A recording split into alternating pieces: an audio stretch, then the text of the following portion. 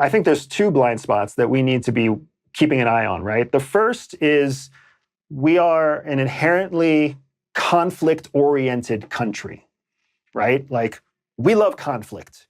We glorify war. We glorify debate. We glorify arguments. And we lie about it and we call it Thanksgiving.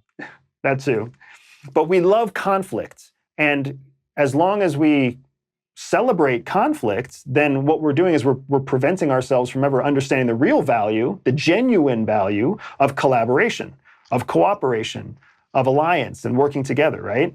It's very, very difficult. It's very, very difficult for people to develop more skill for collaboration and cooperation when we are celebrating in media and celebrating in school and celebrating in salary competition. So that is one Achilles heel. The second Achilles heel we have, I think, is when we don't recognize that we are a giant bully. That is what the United States is. We're a gigantic bully, and the people who are our closest allies are our closest allies because they want to be friends with the fucking bully.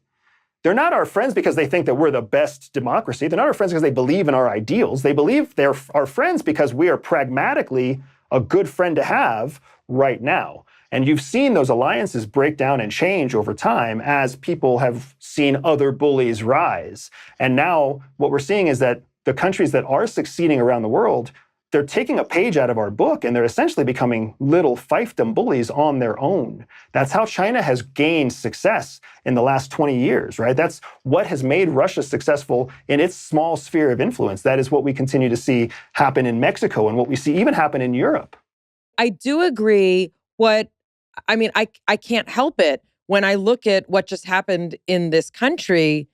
People chose the bully. People chose the person who teases special needs people and who mocks people who choose to change their sexual or gender identity.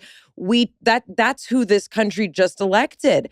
And the fact is, I get it. People want him to get the job done. And even with Israel, there's some complexity there for people. But yeah, it makes me kind of uncomfortable that I'm a peace-loving person who wants to kumbaya it, globally.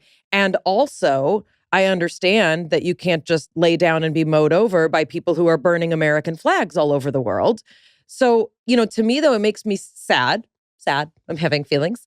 It makes me sad and it makes me worried for my kids, for your kids, for all of this next generation that, is in this case living in a country with someone who really ran on a campaign of, I don't make friends. I'm not friends with people. And you're not going to feel friendly with the people that I'm going to denigrate as you step over them on the way to the ballots. It's hard. I don't necessarily see it as hopeful that the bully won the election.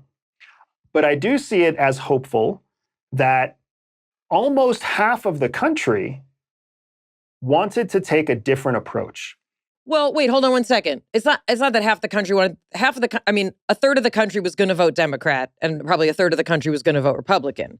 Somewhere in the middle is where this teeter point came, where people are, where these states flipped. It's not like half the country used to vote for her and went for him.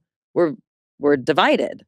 Well, what I'm saying is I'm looking at the popular vote numbers, really, is what I'm talking about. When it comes to the votes that were actually cast, Sure. Not the Electoral College. Because the Electoral College is a machine of all of its own, right? But when you just look at, I voted for this person, I voted for that person, and you compare that apples to apples. Yeah. What I was saying is to say that people wanted something different, that would imply that half the country used to vote for Biden and was like, I want something different, I want Trump. You're saying that the majority of people have decided that they don't want to continue the administration, essentially, that we have had. Yes. I'm gonna say yes, because I think we're getting at the same thing.